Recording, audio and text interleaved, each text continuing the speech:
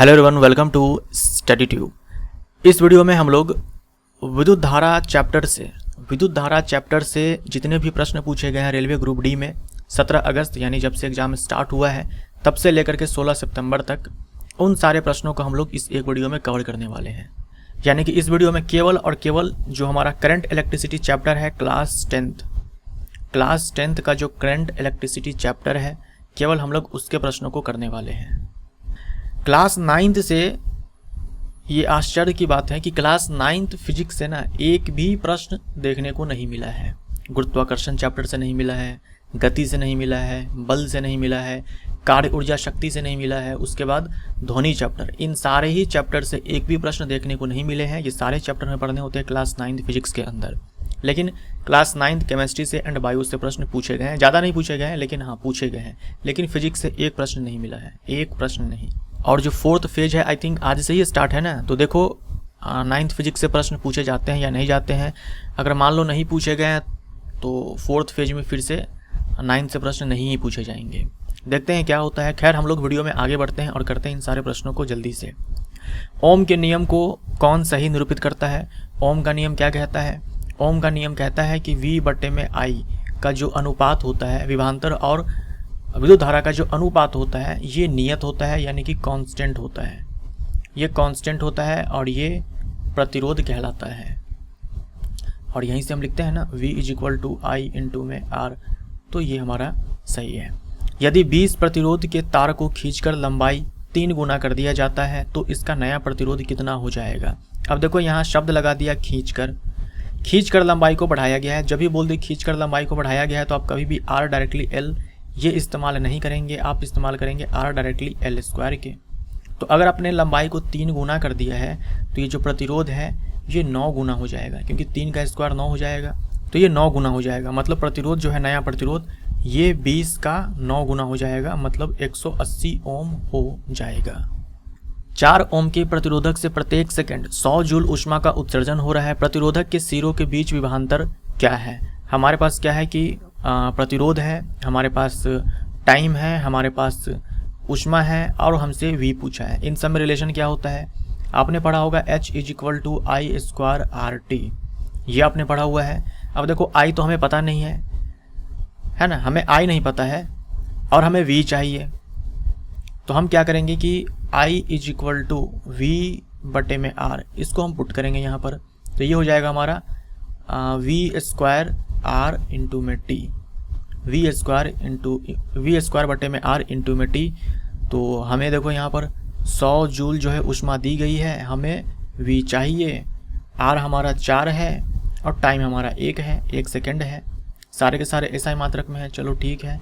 V² ये हो जाएगा हमारा 400, तो V हो जाएगा हमारा 200, यानी कि 200 नहीं 20 वोल्ट।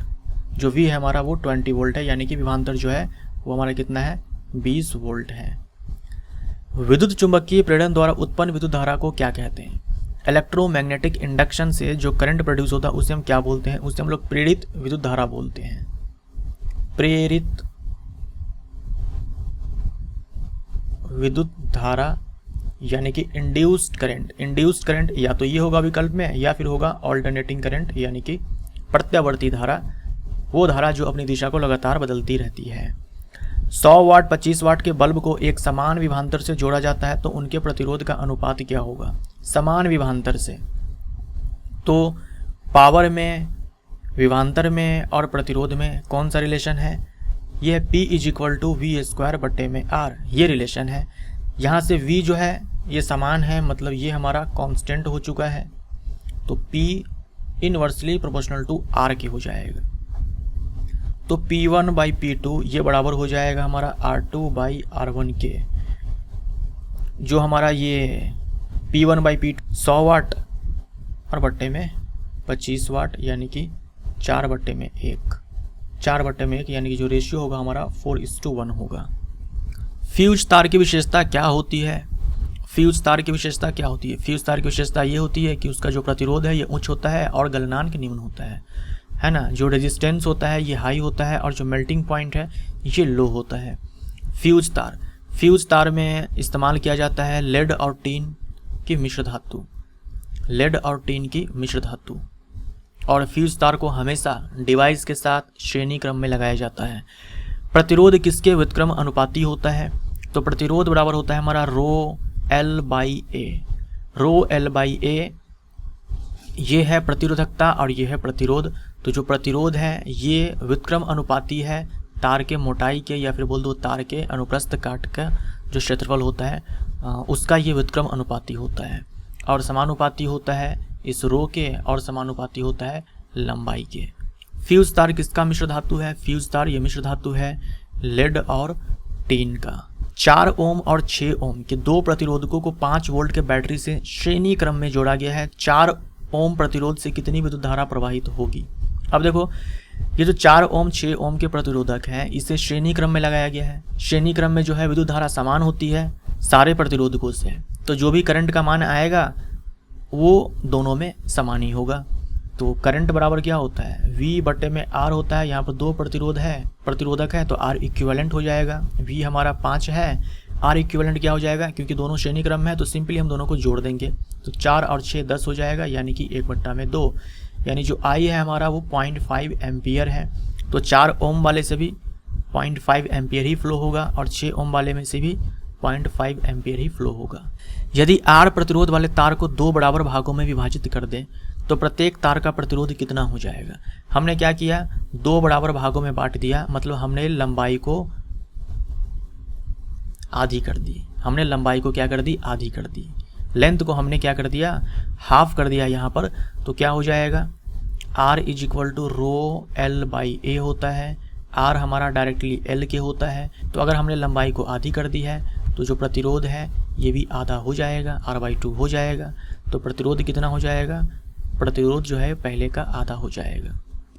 विद्युत का सर्वश्रेष्ठ चालक कौन है? ये है सिल्वर, चांदी। विद्युत परिपथ में एमीटर क्या मापता है? एमीटर क्या मापता है? जो एमीटर होता है ये विद्युत परिपथ में करंट मापता है।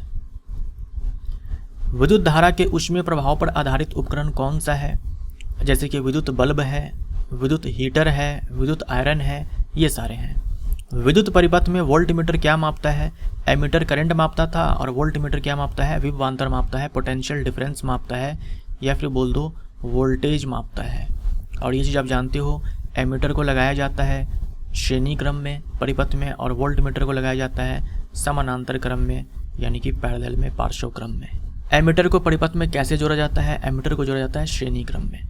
100 वाट और 200 वाट के दो उपकरण प्रतिदिन 4 घंटे उपयोग होते हैं। 10 दिन में कितनी ऊर्जा खपत होगी?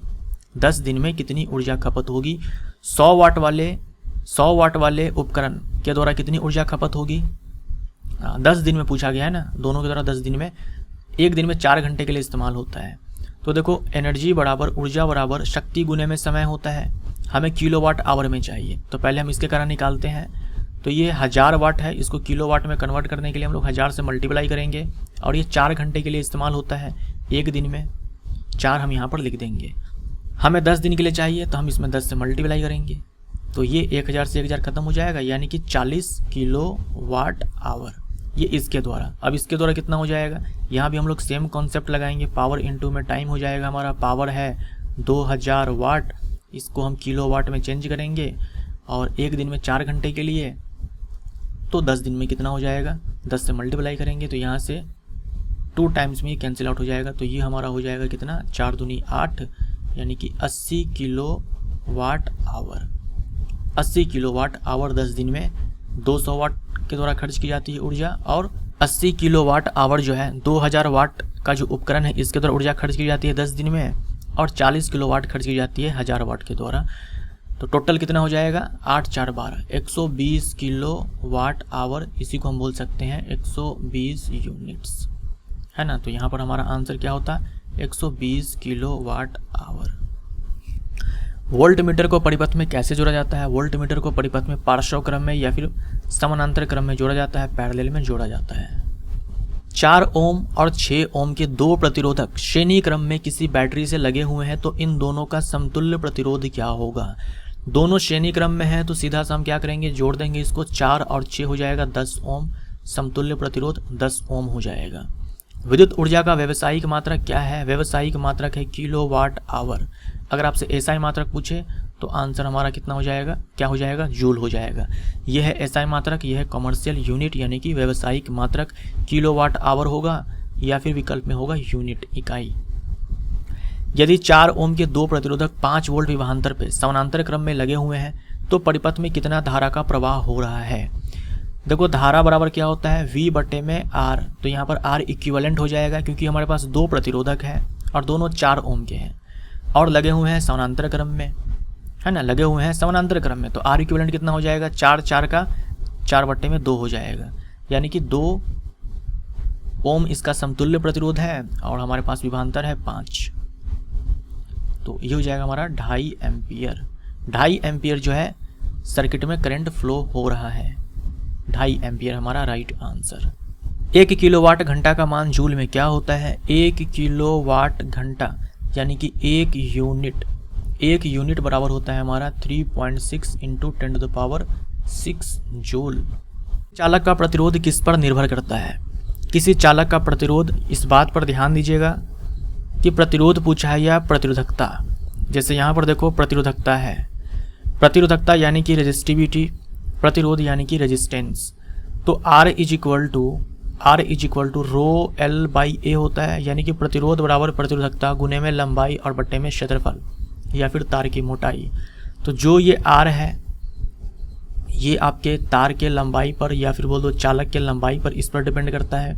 जो तार की मोटाई होती है ना, तार की मोटाई बोल दो या फिर अनुप्रस्थ काट का क्षेत्रफल, इस पर डिपेंड करता है। और उसके बाद रेजिस्टिविटी पर, रेजिस्टिविटी करता है। जो रेजिस्टिविटी है ये खुद टेम्परेचर पर और नेचर ऑफ मटेरियल पर, नेचर ऑफ मटेरियल पर डिपेंड करती है। तो इस तरह हम बोल सकते हैं कि जो ये प्रतिरोध है ये तार के लंबाई पर, तार की जो मोटाई होती है उस पर, तापमान पर और पदार्थ की प्रकृति पर, इन सारे पर जो है ये प्रतिरोध निर्भर करता है। तो ये बहुत ही ज़्यादा इम्पॉर्टेंट है, ये आप ध्यान में रखिएगा। यदि एक पंखा 220 वोल्ट विभवांतर पर 1 एम्पियर धारा खींचता है तो इसकी शक्ति क्या है। इसकी शक्ति क्या है, हमारे पास क्या है, विभवांतर है, हमारे पास विद्युत धारा है और हमसे शक्ति पूछी गई है। इन तीनों में रिलेशन क्या होता है, power is equal to V into में I। V हमारा है 220 वोल्ट और करंट है हमारा 1 एम्पियर। तो यहाँ से शक्ति बराबर 220 वाट हमारा आंसर होगा। चालक की प्रतिरोधकता किस पर निर्भर करती है, 2 चीज़ों पर, एक तापमान पर और दूसरा नेचर ऑफ मटेरियल पर, जो मैंने आपसे यहाँ पर कहा। यदि किसी चालक की लंबाई 2 गुना कर दी जाए उसका प्रतिरोध क्या हो जाएगा। चालक की लंबाई क्या है, यहाँ पर 2 गुनी कर दी गई है। तो R is equal to rho L by A। जब तक आपसे नहीं कहा जाए कि खींच करके की गई है तब तक आप लगाएंगे R डायरेक्टली L के। तो अगर आप इस लंबाई को 2 गुना करोगे तो जो प्रतिरोध है ये भी 2 गुना हो जाएगा। तो ये 2 टाइम्स हो जाएगा, यानी कि 2 गुना हो जाएगा। यदि किसी तार की लंबाई और मोटाई 2 गुना कर दिया जाए तो तार का प्रतिरोध क्या हो जाएगा। देखो R is equal to rho L by A होता है, यानी कि R डायरेक्टली L के है और R इन्वर्सली A के है। तो अगर आप तार की लंबाई को 2 गुना करोगे तो प्रतिरोध 2 गुना हो जाएगा, है ना। अगर तार की लंबाई को 2 गुना करोगे तो प्रतिरोध 2 गुना हो जाएगा। और अगर मोटाई को 2 गुना करोगे तो जो प्रतिरोध है ये आधा हो जाएगा। तो ये 2 से 2 खत्म, यानी कि जो प्रतिरोध है इसमें कोई चेंज नहीं होएगा, यानी कि कोई चेंज नहीं आएगा। नो चेंज, कोई चेंज नहीं आएगा, प्रतिरोध पहले जैसा बना रहेगा, अपरिवर्तित रहेगा। 1 हॉर्स पावर किसके बराबर होता है। 1 हॉर्स पावर 1 HP बराबर होता है 746 वाट। 1 HP बराबर 746 वाट। लंबाई को 3 गुना और अनुप्रस्थ काट के क्षेत्रफल को आधा करने पर प्रतिरोध में क्या परिवर्तन होगा। तो प्रतिरोध में क्या परिवर्तन होगा, लंबाई को अगर आप 3 गुना करोगे तो प्रतिरोध 3 गुना हो जाएगा और अनुप्रस्थ काट का जो क्षेत्रफल है उसका आप आधा करोगे यानी हाफ कर दोगे तो इसके साथ देखो उल्टा संबंध है प्रतिरोध का। तो अगर आप इसको आधा करोगे तो जो प्रतिरोध है ये 2 गुना हो जाएगा, यानी जो प्रतिरोध है ये पहले का 6 गुना हो जाएगा। यदि तार से निर्मित त्रिभुज की तीनों भुजाओं में प्रत्येक का प्रतिरोध 3 ओम है तो इसका तुल्य प्रतिरोध क्या होगा। मतलब त्रिभुज है ऐसे त्रिभुज है और यहाँ पर 3 प्रतिरोध है, इसका तुल्य प्रतिरोध क्या होगा? किसी एक भुजा के अक्रॉस हमें निकालना पड़ेगा यहाँ पर, है ना। तो किसी भी एक भुजा को आप क्या करो, उठाओ और उसको बैटरी से कनेक्ट कर दो, तो अब आपको यहाँ पर साफ साफ दिख रहा है कि ये दोनों जो है आपस में क्या है, श्रेणी क्रम में है, और ये दोनों इसके साथ क्या है कि समानांतर क्रम में है। सारे के सारे जो है हमारे 3 ओम के हैं, तो ये श्रेणी क्रम में है, तो 3 और 3 6 हो जाएगा, और 6 जो है इसके साथ समानांतर क्रम में है, तो इसका इक्विवेलेंट कैसे हो जाएगा, 3 गुने में 6 बट्टे में 3 + 6, तो 6 × 3 = 18 और 6 + 3 = 9, तो यहाँ पर 2 ओम। तो जो हमारा समतुल्य प्रतिरोध होगा वो 2 ओम के बराबर होगा। रो प्रतिरोधकता वाले तार के 4 समान टुकड़े करने पर प्रत्येक टुकड़े की प्रतिरोधकता क्या हो जाएगी? देखो, जो प्रतिरोधकता है ये केवल तापमान पर और नेचर ऑफ मटेरियल पर, यानी कि पदार्थ के प्रकृति पर डिपेंड करता है। तो आप इसके 4 टुकड़े करो या 1000 टुकड़े करो, उससे कोई फर्क नहीं पड़ता है। जो प्रतिरोधकता है इसमें कोई परिवर्तन नहीं आने वाला है ना। तो जो प्रतिरोधकता है ये अनचेंज्ड रहेगी, ये अपरिवर्तित रहेगी। तार A और तार B की लंबाई एक समान है। यदि A का प्रतिरोध B से 9 गुना है तो तार A और B की त्रिज्या का अनुपात क्या होगा? त्रिज्या के साथ क्या रिलेशन है? R inversely proportional to A है। A बराबर हमारा क्या हो जाएगा, πr² हो जाएगा, क्योंकि तार का जो अनुप्रस्थ काट होता है वो वृत्ताकार होता है। जो अनुप्रस्थ काट होता है वो वृत्ताकार होता है, यानी कि हम इसकी बात कर रहे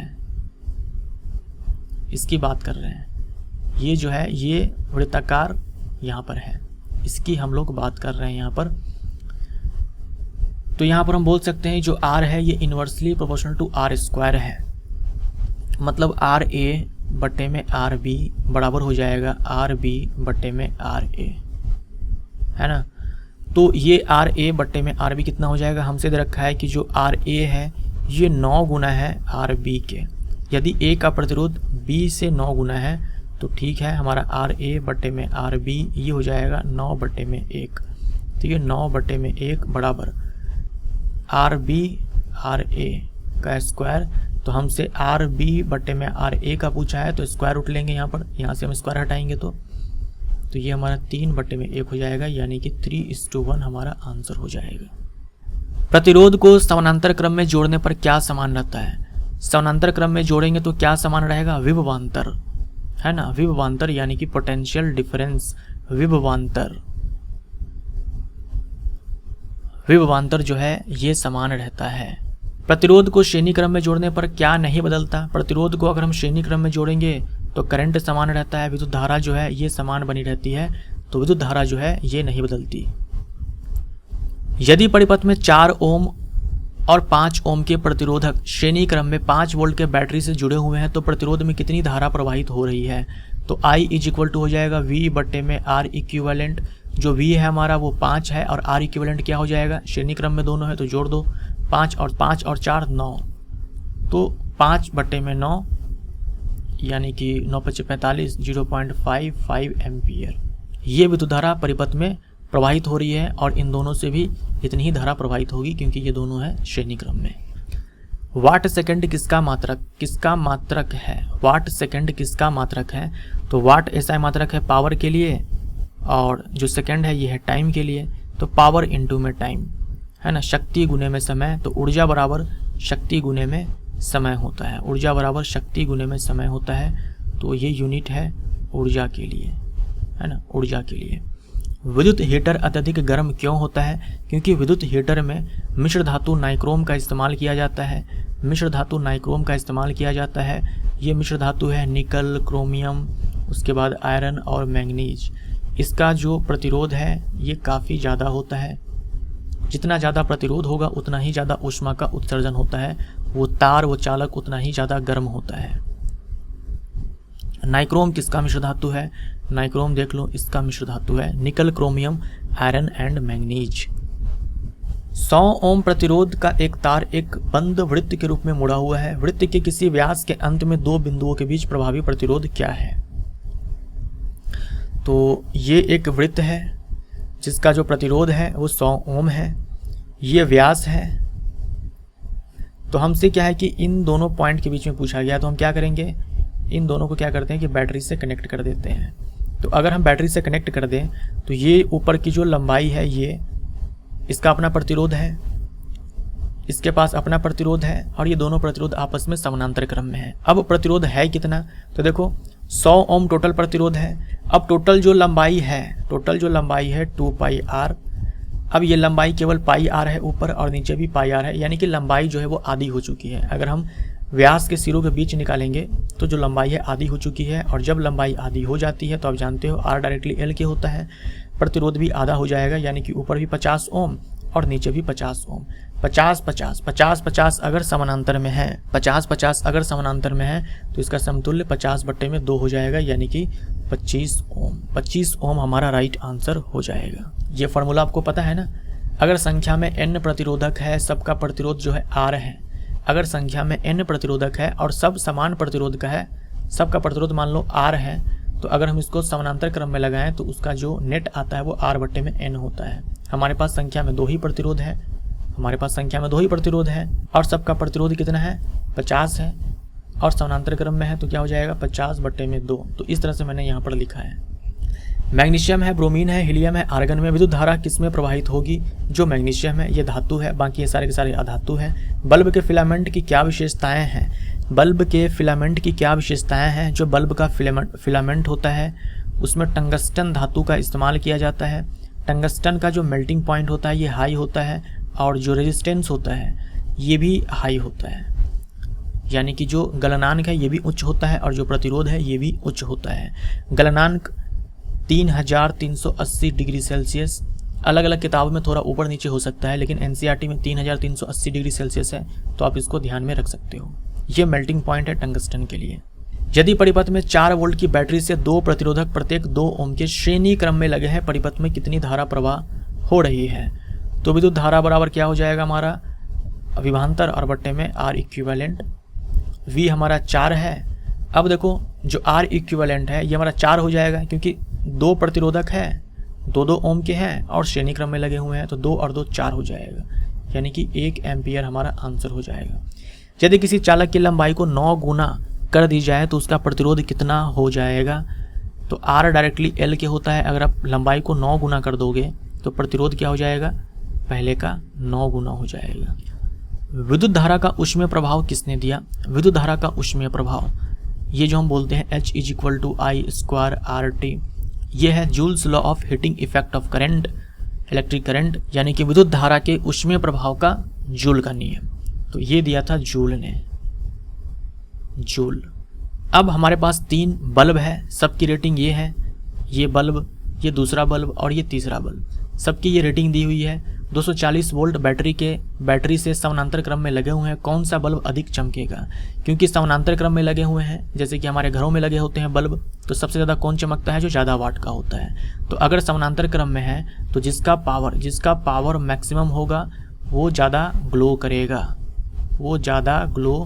करेगा, जिसका पावर मैक्सिमम होगा। तो पावर किसका मैक्सिमम है, 80 वाट। 80 वाट का जो बल्ब है ये ज़्यादा ग्लो करेगा, और अगर ये श्रेणी क्रम में लगे होते हैं तो ठीक उल्टा कॉन्सेप्ट यहाँ पर लागू होता है, 40 वाट वाला सबसे ज़्यादा ग्लो करता।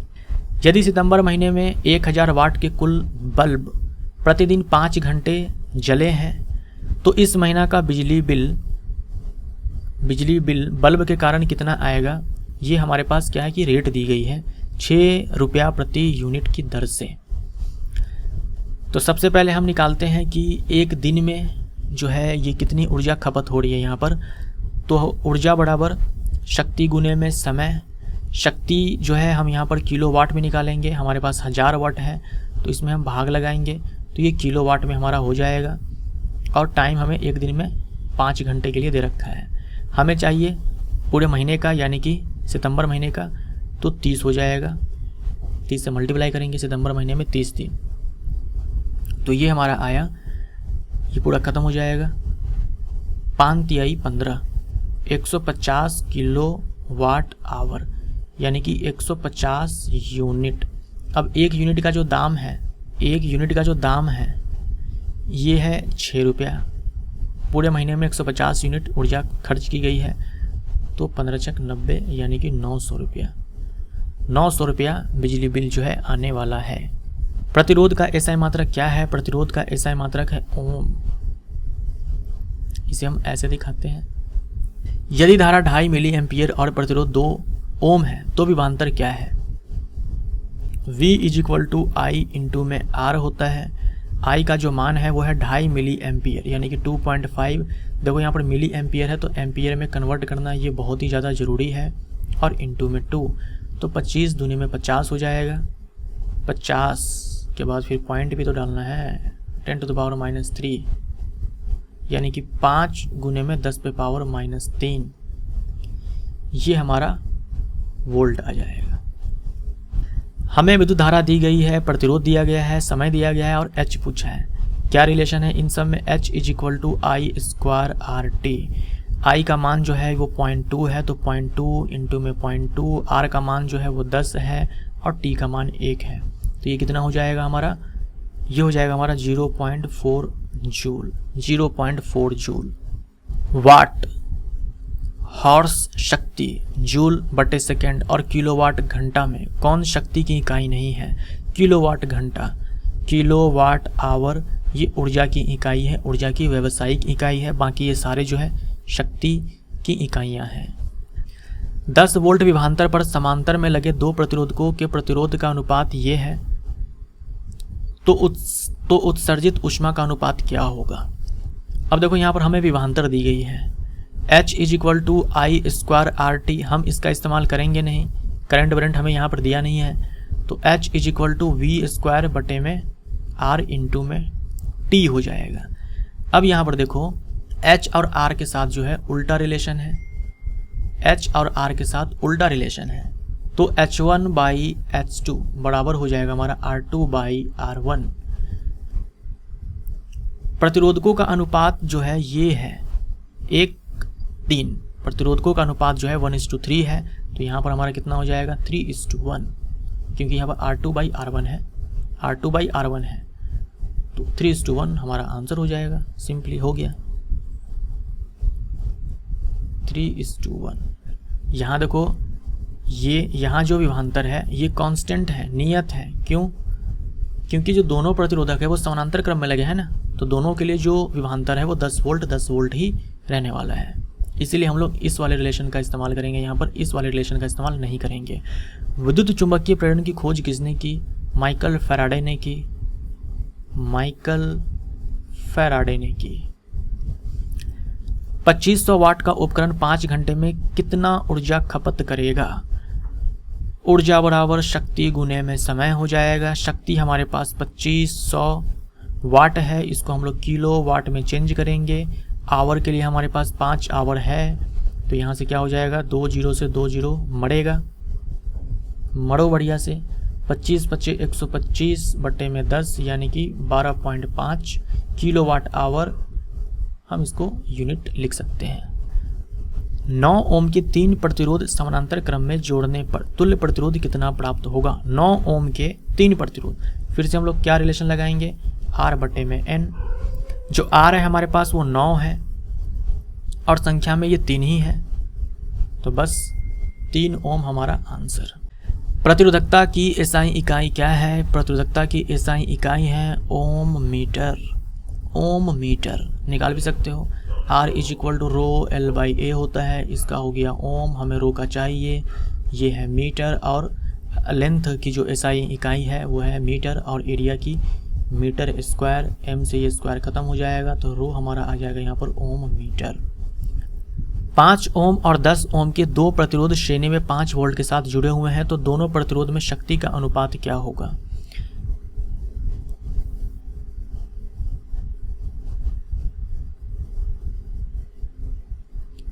ये 5 ओम, ये 10 ओम और ये 5 वोल्ट, दोनों के दोनों श्रेणी क्रम में लगे हुए हैं तो दोनों में जो विद्युत धारा का प्रवाह होगा वो सेम ही होने वाला है। यहाँ पे सबसे पहले निकालते हैं कि जो करंट है वो कितना फ्लो हो रहा है इस सर्किट में। तो I = हमारा हो जाएगा V का मान हमारे पास 5 है और जो R इक्विवेलेंट है समतुल्य प्रतिरोध है वो 10 और 5 15 हो जाएगा। 10 और 5 15 यानी कि 1/3 एम्पियर। पावर बराबर क्या होता है? I स्क्वायर इंटू में आर, एक तो ये होता है, और एक होता है P is equal to V into में आई, ये भी होता है, और P is equal to V square बटे में आर। आप चाहो तो यहाँ पर किसी का भी इस्तेमाल कर सकते हो, किसी भी फॉर्मूले का इस्तेमाल कर सकते हो। जैसे आप इसका इस्तेमाल कर सकते हो, आपके पास करंट है और प्रतिरोध है। अगर आप इन दोनों का इस्तेमाल करना चाहते हो तो सबसे पहले विभवांतर जो है आपको यहाँ पर निकालना पड़ेगा, क्योंकि आप जानते हो श्रेणी क्रम में है तो इसके लिए विभवांतर कुछ और होगा, इसके लिए विभवांतर जो है कुछ और होगा, यानी 5 वोल्ट ही इन दोनों में बट जाएगा। तो चलो हमारे पास करंट है तो हम इसका इस्तेमाल करते हैं। इसका पावर मान लो मैंने P1 मान लिया, इसका P2 मान लिया, तो P1 बराबर हमारा हो जाएगा आई स्क्वायर यानी कि 1/3 का स्क्वायर, तो 1/9 हो जाएगा, और गुने में ये 5 है। जो P2 है ये हमारा हो जाएगा 1/9 और गुने में ये 10 है। तो इन दोनों का रेशियो हमें चाहिए, तो कितना हो जाएगा 5/9 गुने में 10/9 है, तो 9 ऊपर जाएगा और 10 नीचे आएगा, तो 9 से 9 खत्म हो जाएगा, 1/2 यानी कि 1:2 हमारा आंसर हो जाएगा। वोल्ट बटे में एम्पियर किसकी इकाई है? वोल्ट और बटे में एम्पियर, वोल्ट बटे में एम्पियर, यानी कि ऊपर में है आपका विभवांतर और नीचे में है करंट। तो V बटे में I हम किसको बोलते हैं? प्रतिरोध को बोलते हैं। तो वोल्ट बटे में एम्पियर ये और कुछ नहीं, ये ओम है, इसी को हम ओम बोलते हैं। बल्ब का फिलामेंट किसका बना होता है? बल्ब का जो फिलामेंट होता है वो टंगस्टन धातु का बना होता है। टंगस्टन धातु 3380 डिग्री सेल्सियस इसका मेल्टिंग पॉइंट है। यदि दो प्रतिरोध R1 और R2 समांतर में लगे हुए हैं तो तुल्य प्रतिरोध कितना होगा? कितना हो जाएगा?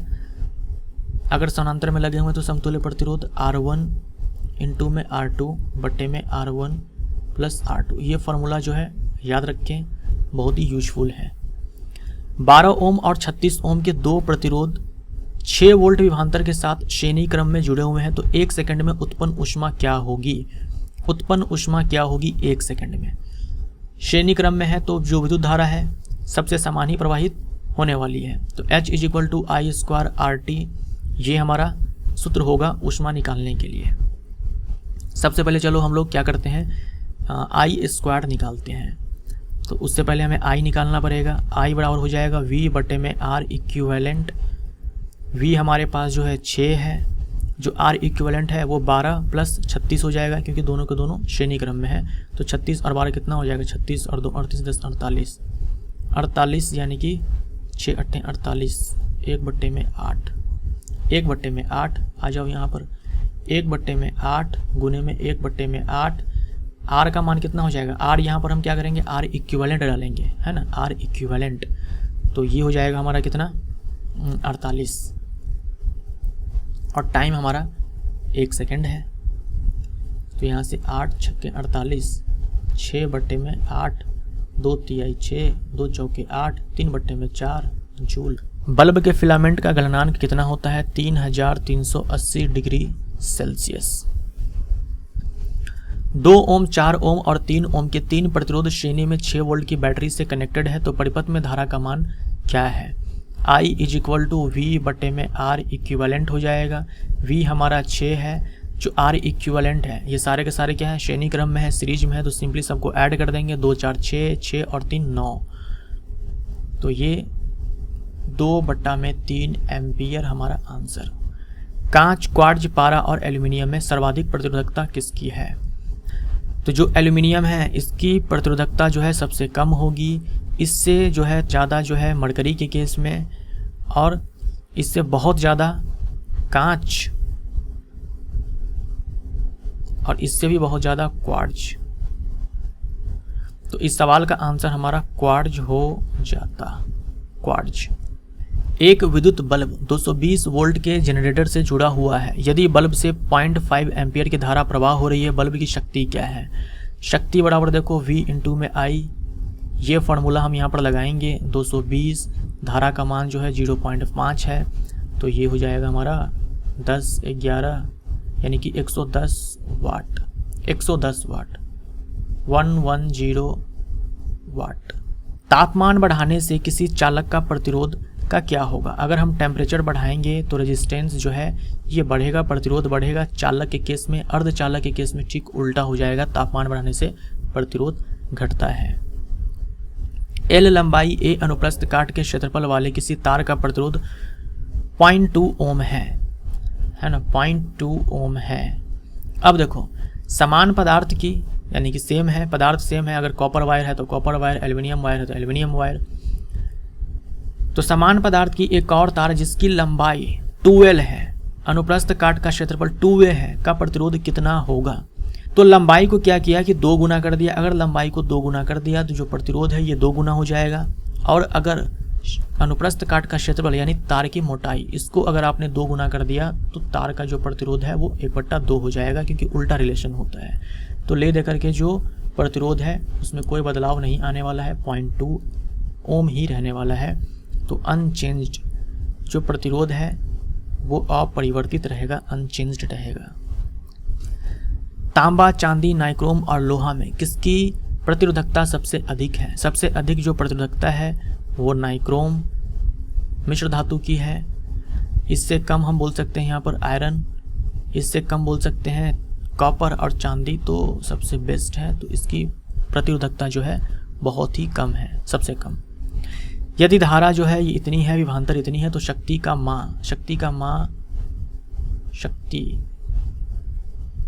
मान होगा यहाँ पर P = V × में I। V का मान 6 है, I का मान 0.6 है, तो 3.6 वाट हमारा आंसर। 2 वोल्ट की बैटरी से प्रतिरोध के सिरों पर विभवांतर V1 है और 4 वोल्ट की बैटरी लगाने पर विभवांतर V2 हो जाता है। तो V1/V2 क्या होगा? ये प्रतिरोध है और ये यहाँ पर देखो ये 2 वोल्ट की बैटरी है, तो इनके सिरों के बीच विभवांतर जो है ये कितना होगा? 2 वोल्ट ही तो होगा, अकेला यही है। तो 2 वोल्ट अगर हम यहाँ पर लगाते हैं तो ये पूरा का पूरा इसके लिए 2 वोल्ट हो जाएगा। अब हमने क्या किया कि यहाँ पर 4 वोल्ट लगा दिया, तो क्या हो जाएगा? 4 वोल्ट हो जाएगा। हमसे V1/V2 का अनुपात पूछा है, तो कुछ नहीं, 2 और बट्टे में 4, 1/2 हो जाएगा। यही हमारा आंसर हो जाएगा। जितना वोल्ट का बैटरी लगाओगे प्रतिरोध के सिरों के बीच विभवांतर जो है उतना ही हो जाएगा, क्योंकि ये अकेले हैं यहाँ पर। यदि प्रतिरोध को 4 गुना कर दिया तो विद्युत धारा कितनी हो जाएगी? यदि प्रतिरोध को 4 गुना कर दिया तो विद्युत धारा कितनी हो जाएगी? तो जो विद्युत धारा है और जो प्रतिरोध है इसके बीच में उल्टा रिलेशन है। देखिए, अगर आप प्रतिरोध को चेंज करोगे तो विद्युत धारा के मान में परिवर्तन हो जाएगा। अगर आप प्रतिरोध चेंज करोगे तो विद्युत धारा के मान में परिवर्तन हो जाएगा। लेकिन अगर आप विद्युत धारा के मान में परिवर्तन करोगे तो प्रतिरोध चेंज नहीं होगा। क्यों? क्योंकि जैसे आप विद्युत धारा के मान को चेंज करोगे जो विभवांतर है ये चेंज हो जाएगा, तो V/I जो है ये फिर नियत ही हो जाएगा, यानी R में कोई परिवर्तन नहीं होगा। तो प्रतिरोध के बदलने से विद्युत धारा के मान में परिवर्तन होगा। प्रतिरोध को अगर आपने 4 गुना कर दिया तो विद्युत धारा जो है वो 1/4 हो जाएगी।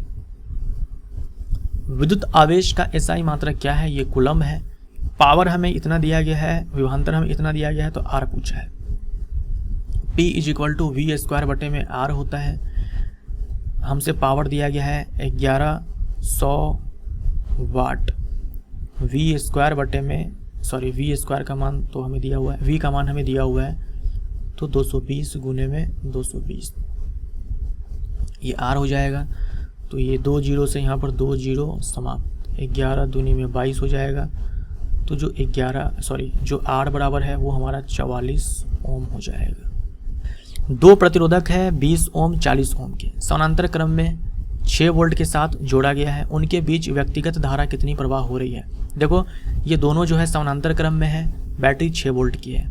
समानांतर क्रम में जो विभवांतर है उसमें कोई परिवर्तन नहीं होता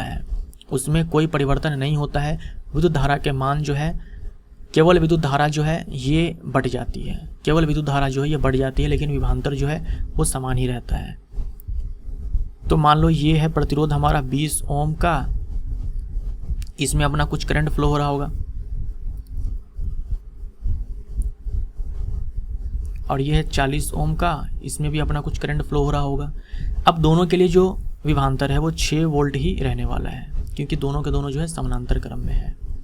अब यहाँ पर करंट निकालो, I is equal to V बटे में R, तो 6 बटे में 20 यानी कि 0.3 एम्पियर।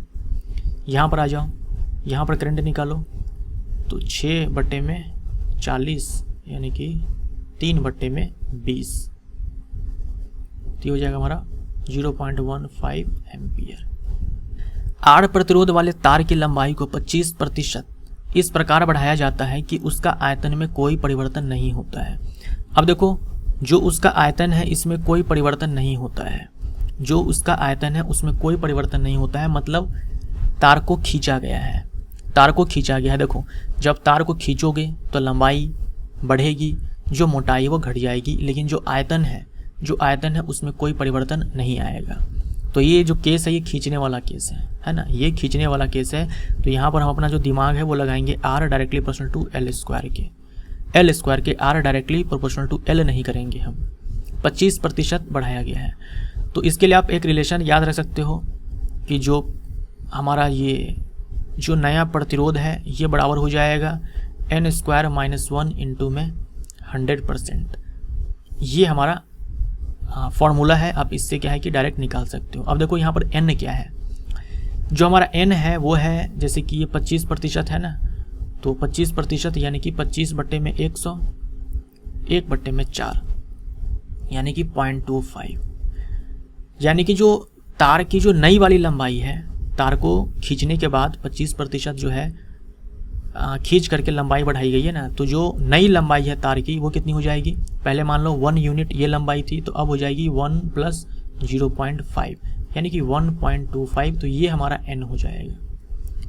तो अब यहाँ पर पुट करो 1.25 का स्क्वायर माइनस 1 और इंटू में हमारा 100 हो जाएगा, परसेंटेज में हमारा आंसर आएगा। अब 125 का हम स्क्वायर करेंगे तो ये हमारा आएगा 1.5625 माइनस 1 इंटू में 100, ये बराबर हो जाएगा परसेंटेज में, ये बराबर हो जाएगा 56.25%। यानी लंबाई को अगर हम 25%, तार की लंबाई को 25% बढ़ा देंगे, अगर हम लंबाई को 25% बढ़ा देंगे तो जो प्रतिरोध है इतना प्रतिशत बढ़ जाएगा। तो या तो आप क्या करो, डायरेक्ट इस वाले फॉर्मूले का इस्तेमाल करो, वरना आप इस वाले रिलेशन का इस्तेमाल करो। इस वाले रिलेशन से भी बना करके देख लेते हैं। तो 25% का मान जो है 1/4 है, तो अगर L1 जो है वो 4 यूनिट, L1 जो है वो 4 यूनिट अगर रहा होगा, तो जो L2 है कितना हो जाएगा, 4 का 25% यानी कि 1, यानी जो L2 है वो हमारा 5 हो जाएगा। इस वाले रिलेशन से जो हमारा R1 होगा वो L का स्क्वायर यानी 4 का स्क्वायर 16 हो जाएगा, जो R2 हो जाएगा वो हमारा 25 हो जाएगा। कितने का चेंज आया यहाँ पर, 25 में से 16 गया तो 9 बटे में 16 और गुने में 100। तो अगर आप इसको सॉल्व करोगे तो 56.25% ही आएगा। ये परसेंटेज में हमारा हो जाएगा क्योंकि हमने 100 से मल्टीप्लाई किया है। तो चाहो आप ऐसे निकाल लो, चाहे आप सीधा इस वाले फॉर्मूले का इस्तेमाल कर लो। 3 प्रतिरोधक 3, 6, 9 ओम के पार्श्व क्रम में लगे हुए हैं, तो इनका समतुल्य प्रतिरोध क्या होगा। सब के सब समानांतर क्रम में लगे हुए हैं, पार्श्व क्रम में लगे हुए हैं, तो 3, 6 का कितना हो जाएगा, 3, 6 का हो जाएगा 3 गुने में 6 बटे में 3 प्लस 6 यानी कि 18 और बटे में 9 यानी कि 2। अब ये जो 2 है इस 9 वाले के साथ समानांतर क्रम में है, तो इस दोनों का निकाल लेते हैं। 2 गुने में 9 बटे में 2 प्लस 9, तो ये 18 और 9 2 11, 18 बटे में 11, ये हमारा समतुल्य प्रतिरोध हो जाएगा। 3 प्रतिरोधक 6, 15, 12 ओम के परिपथ में इस प्रकार से लगे हुए हैं कि इनसे अलग अलग धारा प्रवाहित हो रही है। अब यहाँ बोल रखा है कि अलग अलग धारा प्रवाहित हो रही है, तो अलग अलग धारा कब प्रवाहित होती है, अलग अलग धारा प्रवाहित होती है समानांतर क्रम में, यानी कि सारे के सारे समानांतर क्रम में है। तो 1/R इक्विवेलेंट हम यहाँ पर इस्तेमाल करेंगे। 1/6 हो जाएगा, 1/15 प्लस 1/12। इसको हम लिख सकते हैं 10 बटे में 60, 4 बटे में 60 प्लस 5 बटे में 60, तो ये बराबर हो जाएगा हमारा 60, ऊपर में 10, 4 14 और 5 19, तो R इक्विवेलेंट हो जाएगा हमारा 60/19। ये हमारा समतुल्य प्रतिरोध हो जाएगा। धारा को 2 गुना और विभवांतर को 3 गुना करने पर शक्ति कितनी गुनी हो जाएगी? शक्ति बराबर V इंटू में I होता है। तो अगर आप ये धारा को अब 2 गुना करो, दोनों के साथ सीधा संबंध है, तो जो शक्ति है ये 2 गुनी हो जाएगी। और अगर आप विभवांतर को 3 गुना कर दो तो शक्ति 3 गुनी हो जाएगी, यानी कि जो शक्ति है वो पहले के 6 गुनी हो जाएगी। 10 ओम और 20 ओम के 2 प्रतिरोधकों को जो कि पार्श्व में 6 वोल्ट की बैटरी से लगे हुए हैं, तो दोनों प्रतिरोधकों में धारा का मान क्या होगा? धारा का मान क्या होगा? अब देखो, पार्श्व क्रम में अगर लगे हुए हैं तो धारा का मान तो दोनों में अलग अलग होगा, लेकिन जो विभवांतर है 6 वोल्ट, ये दोनों के लिए समान ही होगा। एक प्रतिरोधक ये है, एक प्रतिरोधक ये है, ये 10 ओम, ये 20 ओम, दोनों के लिए विभवांतर 6 वोल्ट। तो यहाँ से आप करंट निकालो, I बराबर V बट्टे में R हो जाएगा, तो 6/10 यानी कि 0.6 एम्पियर। और यहाँ पर निकालो I इज इक्वल टू 6/20, तो यहाँ से हो जाएगा हमारा 2 तिहाई 6, 2 दहाई का 20, 0.3 एम। तो ये दोनों हमारा आंसर होगा। प्रतिरोधकता किस पर निर्भर करती है? रिपीट हो चुका है सवाल। तो 2 चीज़ों पर है ना, 2 चीज़ों पर, temperature and nature of material. यदि प्रतिरोध 3 ओम और विभवांतर 12 वोल्ट है तो शक्ति कितनी हो जाएगी? Power is equal to V² बटे में R। V का मान जो है 12 है, तो 12 गुने में 12, R का मान 3 है, तो यहाँ से हो जाएगा हमारा 3 चौके 12, 12 चौक 48, 48 ओम, ओम नहीं वाट, 48 वाट। समान प्रतिरोध 4 प्रतिरोधकों को, समान प्रतिरोध के 4 प्रतिरोधकों को जोड़कर एक माला बनाई जाती है, तो माला का प्रतिरोध क्या होगा? माला बनाई जाती है ना, माला बनाई जाती है, तो देखो सारे के सारे तो श्रेणी क्रम में ही होंगे, सारे के सारे तो श्रेणी क्रम में ही होंगे, कुछ इस प्रकार से, ऐसे एक प्रतिरोध ये है, एक प्रतिरोधक ये है, एक प्रतिरोधक ये है, एक ये है और एक ये है, तो सारे के सारे तो श्रेणी क्रम में ही होंगे, है ना। तो 4 + 4 + 4 + 4, तो 4 चौके 16 ओम हमारा आंसर। एक चालक की लंबाई को खींचकर उसकी लंबाई 50% बढ़ा दिया जाए तो उसका प्रतिरोध क्या हो जाएगा? 50% बोले तो 50/100 यानी कि 1/2 यानी कि 0.5, यानी कि जो न्यू लेंथ है वो कितना हो जाएगा? जो न्यू लेंथ है वो हो जाएगा 1 + 0.5 यानी कि 1.5। पहले लंबाई अगर 1 यूनिट थी तो अब हो जाएगी 1.5 यूनिट बढ़ करके, तो जो हमारा n है वो 1.5 हो जाएगा। तो जो r है न्यू, n² - 1 इंटू में 100 परसेंटेज में ये वैल्यू आएगा, हमने 100 से मल्टीप्लाई किया है, तो n के जगह पर हम क्या डालेंगे? 1.5 डालेंगे, उसका स्क्वायर करेंगे तो 15 का स्क्वायर जो होता है वो 225 होता है, यानी कि 2.25 माइनस में 1 और गुने में 100, तो ये हमारा हो जाएगा 25%। 25% हमारा आंसर हो जाएगा।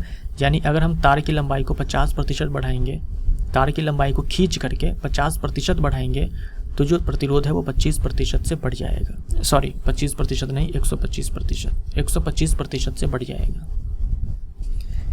यदि तार को खींचकर इसकी लंबाई 30% बढ़ा दी जाती है तो प्रतिरोध कितना हो जाएगा? 30% यानी कि 30/100 यानी कि 3/10 यानी कि 0.3। तो जो न्यू लेंथ हो जाएगा, अगर स्टार्टिंग में 1 यूनिट लेंथ थी तो अब 1.3 ये हो जाएगा। यहाँ से R हो जाएगा हमारा कितना? 1.3 का स्क्वायर माइनस 1 मल्टीप्लाइड बाई 100। 13 का स्क्वायर 169 होता है, 169 यानी कि 1.69 माइनस 1 परसेंटेज, तो ये हो जाएगा हमारा 69%। 69% लंबाई को 30% बढ़ाएंगे, प्रतिरोध 69% बढ़ जाएगा। H बराबर I² RT में यदि RT स्थिर रहे तो धारा 3 गुना, RT स्थिर रहे और धारा 3 गुना हो जाए तो ऊष्मा कितनी उत्सर्जित होगी? इसको हमने कांस्टेंट कर दिया तो जो H है वो directly proportional to I square है। अगर हम धारा को 3 गुना करेंगे तो जो उत्सर्जित ऊष्मा है वो 9 गुनी हो जाएगी, है ना, तो 9 गुनी हो जाएगी। प्रथम तार जिसका प्रतिरोध 1 ओम, लंबाई L और क्षेत्रफल A है तथा दूसरा तार जिसकी लंबाई 5L, प्रतिरोध 2.5 ओम है, तो दोनों तारों का प्रतिरोधकता का अनुपात क्या होगा? कोई फर्क नहीं पड़ेगा, आप लंबाई चेंज कर दो, कुछ भी चेंज कर दो आप, जो प्रतिरोधकता है वो 2 चीज़ों पर डिपेंड करती है, टेम्परेचर और नेचर ऑफ मटेरियल, और इन दोनों के बारे में यहाँ पर कोई बात नहीं की गई है। तो रेशियो हमारा क्या हो जाएगा? 1:1 हो जाएगा। रेशियो हमारा 1:1 हो जाएगा अगर सेम मटेरियल का तार है तो। अगर सेम मटेरियल का तार है तो रेशियो हमारा 1:1 हो जाएगा। अगर अलग अलग मटेरियल का तार है, अलग अलग, मान लो एक कॉपर वायर है, ये प्रथम तार मान लो कॉपर का है, जो दूसरा तार है मान लो एल्युमिनियम का है, तो हम नहीं बता पाएंगे। कैसे बता देंगे? ये लंबाई, ये प्रतिरोध देने से हम रो का मान नहीं बता सकते हैं, क्योंकि आप जानते हो वो कांस्टेंट है, वो नियतांक है, वो नहीं बदलने वाली लंबाई और क्षेत्रफल इन सब को चेंज करने से, वो तापमान और पदार्थ की प्रकृति बदलने से ही बदलती है। यदि शक्ति 60 वाट और विभवांतर 12 वोल्ट है तो धारा कितनी प्रवाहित होगी? Power is equal to V into में I हो जाएगा हमारा। V का मान, हमें धारा चाहिए ना, तो ये 60 है, V जो है हमारा ये 12 है, हमें I चाहिए, तो यहाँ से I निकल करके आ जाएगा 60/12 यानी कि 5 एम्पियर। 4 ओम और 6 ओम के दो प्रतिरोधक श्रेणी में 12 वोल्ट की बैटरी से जुड़े हुए हैं, तो दोनों प्रतिरोधकों के शिराओं के बीच विभवांतर का अनुपात कितना होगा? कहने का मतलब यहाँ पर ये है, ये दोनों जो है श्रेणी क्रम में है। 12 वोल्ट की यहाँ पर बैटरी है, ये 4 ओम और ये 6 ओम। अब क्योंकि श्रेणी क्रम में है तो आप जानते हो कि जो विभवांतर है ये तो बढ़ जाएगा। तो सबसे पहले हम यहाँ पर क्या करेंगे कि करंट निकालते हैं, है ना, करंट निकालते हैं।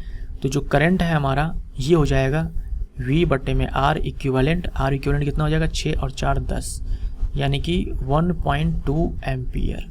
तो जो करंट है यहाँ से भी 1.2 एम्पियर ही फ्लो होने वाली है, जो, और यहाँ से भी 1.2 एम्पियर ही फ्लो होने वाली है, क्योंकि ये दोनों श्रेणी क्रम में है। तो अब देखो, आपके पास प्रतिरोध है, आपके पास विद्युत धारा है, तो यहाँ से विभवांतर निकाल लोगे। V1 is equal to I into में R हो जाएगा, 1.2 इंटू में 4, तो ये हो जाएगा 4.8 वोल्ट। यहाँ से V2 निकाल लोगे, V2 हो जाएगा हमारा 1.2 इंटू में 6, यानी कि 7.2 वोल्ट हो गया।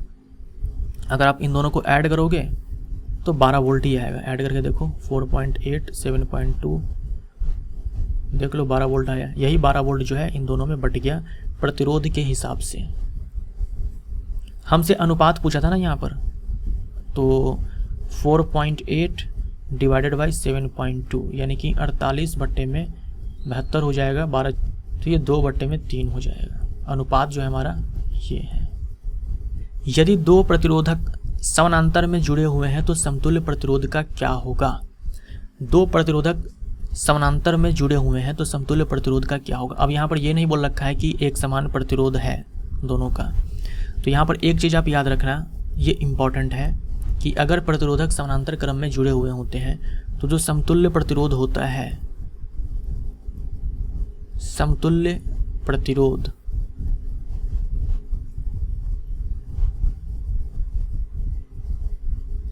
सबसे छोटा व्यक्तिगत प्रतिरोध से भी छोटा प्राप्त होता है। ये याद रखिएगा। अगर आप प्रतिरोधकों को समानांतर क्रम में लगाते हो तो जो उसका समतुल्य प्रतिरोध निकल करके आएगा, जितने भी आपने प्रतिरोध लगा रखे हैं ना प्रतिरोधक, उनमें सबसे छोटा जो प्रतिरोध होगा उससे भी छोटा आएगा। एग्जाम्पल के लिए मान लो आपके पास 10 प्रतिरोधक है, सबका प्रतिरोध क्या है? 1 ओम, 2 ओम, 3 ओम, 4 ओम, 5 ओम, 6 ओम, 7 ओम, 8 ओम, 9 ओम, 10 ओम। ये टोटल 10 रेजिस्टर्स हैं और सबका प्रतिरोध मैंने यहाँ पे लिख दिया हुआ है 1 से लेकर के 10 तक। जब आप इन सब का R इक्विवेलेंट निकालोगे, सबको लगाना है समानांतर क्रम में, तो जो आपका मान निकल करके आएगा वो देखो सबसे छोटा कौन है, इसमें सबसे छोटा रेजिस्टेंस कौन है, प्रतिरोध कौन है, 1 है, 1 से भी छोटा आएगा। यही मैं आपको बताना चाह रहा हूँ। और अगर आप श्रेणी क्रम में लगाओगे तो 10 से बड़ा आएगा। जो सबसे बड़ा होगा उससे भी बड़ा आएगा, क्योंकि सिंपली सबको हम ऐड करेंगे तो डेफिनेटली 10 से ही बड़ा आएगा। लेकिन अगर आप समानांतर क्रम में लगाओगे तो जो सबसे छोटा होगा ना, उससे भी छोटा समतुल्य प्रतिरोध आपको प्राप्त होगा। तो यहाँ पर आप ये चीज़ लिख सकते हो। प्रतिरोध को समान रखते हुए यदि धारा और विभवांतर दोनों को 3 गुना कर दिया जाए तो शक्ति कितनी हो जाएगी। Power is equal to V into में I होता है। तो अगर आप विभवांतर को 3 गुना करोगे तो शक्ति 3 गुनी, और अगर विद्युत धारा को 3 गुना करोगे तो जो शक्ति है ये 3 गुनी, यानी कि 9 गुनी जो है ये शक्ति हो जाएगी। यदि किसी चालक की लंबाई को 2 गुना और मोटाई को 4 गुना कर दी जाए तो चालक से उत्सर्जित ऊष्मा हो जाएगी। H is equal to I square R T. H is equal to I square R T होता है। अब यहाँ पर क्या है कि लंबाई को 2 गुना और मोटाई को 4 गुना करेंगे तो जो प्रतिरोध है ये चेंज हो जाएगा, ये चेंज हो जाएगा। R is equal to rho L by A होता है। अगर हम लंबाई को 2 गुना करेंगे तो जो प्रतिरोध है वो 2 गुना हो जाएगा, और मोटाई को 4 गुना करेंगे तो जो प्रतिरोध है वो पहले का 1/4 हो जाएगा, यानी कि जो प्रतिरोध है वो आधा हो चुका है। अगर प्रतिरोध आधा हो चुका है तो यहाँ पर देख लो H directly proportional to R के है। तो अगर प्रतिरोध आधा हो गया तो जो उत्सर्जित ऊष्मा है ये भी आधी हो जाएगी। यहाँ हमने करंट को जो है कांस्टेंट माना है, ये याद रखिएगा। मैंने यहाँ पर करंट को कांस्टेंट माना है, तब जाकर के हम इस वाले रिलेशन को अप्लाई कर सकते हैं। टाइम तो हमारा कांस्टेंट होगा ही। अदरवाइज क्या होगा, अगर प्रतिरोध आधा हो जाएगा तो जो करंट है वो डबल हो जाएगा। अगर प्रतिरोध आधा हो जाएगा तो करंट डबल हो जाएगा। ऐसे में उत्सर्जित ऊष्मा जो है ये 2 गुनी हो जाएगी। इसीलिए मैंने यहाँ पर जो आई है इसको कांस्टेंट माना है। मेरे ख्याल से इस सवाल में जो है ना थोड़ा सा मुझे लग रहा है ऐसा कि लोचा है। सही ये सवाल नहीं है। 1200 कूलम आवेश से 10 मिनट में कितनी धारा प्रवाहित होगी। तो Q is equal to I into में T होता है। हमारे पास Q है 1200 बराबर I, तो हमें चाहिए टाइम हमारा 10 मिनट है, इसको सेकंड में चेंज करना पड़ेगा। I इज इक्वल टू 1200 बटे में 600, तो ये हो जाएगा हमारा 2 एम्पियर। 1 वोल्ट मीटर का प्रतिरोध कितना होना चाहिए। जो ये वोल्ट मीटर होता है इसका प्रतिरोध कितना होना चाहिए। इसका प्रतिरोध जो है हाई होना चाहिए, इसका प्रतिरोध हाई होना चाहिए, है ना। जो प्रतिरोध है हाई होना चाहिए। एक तार से 10 सेकंड में 10 एम्पियर धारा प्रवाहित होती है। यदि तार के सिराओं के बीच विभवांतर 15 वोल्ट है तो कार्य क्या होगा। तो रिलेशन आपको याद होगा, W is equal to Q into में V होता है। कार्य बराबर आवेश गुने में विभवांतर। अब यहाँ पर आवेश तो नहीं है, लेकिन हम Q के स्थान पर लिख सकते हैं I इंटू में T और इंटू में V हो जाएगा। I हमारा 10 एम्पियर है, टाइम हमारा 10 सेकेंड है, और जो विभवांतर है वो 15 है, तो 1500 जूल हमारा आंसर।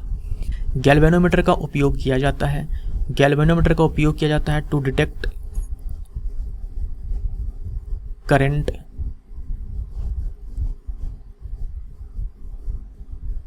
सर्किट, मतलब परिपथ में विद्युत धारा का पता लगाने के लिए। परिपथ में अगर स्मॉल अमाउंट में भी करंट फ्लो हो रहा है ना, तो ये गैल्वेनोमीटर जो है पता लगा लेगा।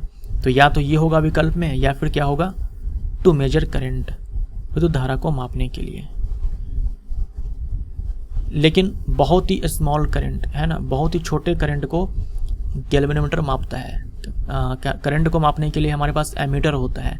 ये तो बस विद्युत धारा का पता लगाता है कि हाँ विद्युत धारा है या नहीं। बहुत छोटे छोटे जो करंट होते हैं आपके, ये milliampere, 10⁻⁻6, 10⁻⁻3, microampere, milliampere, इस तरह के करंट को गैल्वेनोमीटर जो है बता पाएगा, मेजर कर पाएगा। अगर ज़्यादा करंट फ्लो करवाएंगे तो ये गैल्वेनोमीटर खराब हो जाएगा। यदि 150 वाट का एक टीवी और 1500 वाट का एक रेफ्रिजरेटर 25 मिनट चलते हैं तो दोनों में अलग अलग कितनी ऊर्जा खपत होगी। तो सबसे पहले क्या है कि हम लोग टीवी के लिए बात कर लेते हैं। ऊर्जा बराबर शक्ति गुने में समय, शक्ति गुने में समय 150 हम लोग यूनिट में निकालेंगे, किलोवाट आवर में निकालेंगे। 150 इसको हम किलोवाट में चेंज करेंगे। टाइम हमारे पास देखो 25 मिनट दिया गया है, हमें घंटा में चाहिए तो 60 से भाग लगाएंगे यहाँ पर, तो ये बराबर हो जाएगा 1/16 यूनिट के। सॉल्व करके देखना आप। उसके बाद हम बात करते हैं यहाँ पर रेफ्रिजरेटर को लेकर के, यहाँ भी हम लगाएंगे सेम कॉन्सेप्ट, पावर इनटू में टाइम। हमारे पास पावर है यहाँ पर देखो 1500 वाट है, इसको हम किलोवाट में चेंज करेंगे तो 1.5 किलोवाट हो जाएगा, और 25/60 तो यहाँ भी होगा, तो ये हमारा 2.5 डिवाइडेड बाई 4 यूनिट। तो टीवी के द्वारा ये ऊर्जा खपत होगी और फ्रिज के द्वारा ये ऊर्जा खपत होगी। परिपथ में विद्युत धारा आधी हो जाती है जब प्रतिरोध, परिपथ में विद्युत धारा आधी हो जाती है जब प्रतिरोध 2 गुना हो जाए, 2 गुना हो जाए। एक एमीटर का प्रतिरोध कितना होना चाहिए? हमने देखा वोल्ट मीटर का प्रतिरोध जो है हाई होना चाहिए, वोल्ट मीटर का प्रतिरोध जो है ये हाई होना चाहिए। एमीटर का कितना होना चाहिए? लो होना चाहिए, लो होना चाहिए। यदि 8 समान प्रतिरोधकों को श्रेणी में जोड़ने पर इसका समतुल्य 48 ओम प्राप्त होता है, यदि इन्हें पार्श्वों में लगाया जाए तो समतुल्य प्रतिरोध क्या होगा?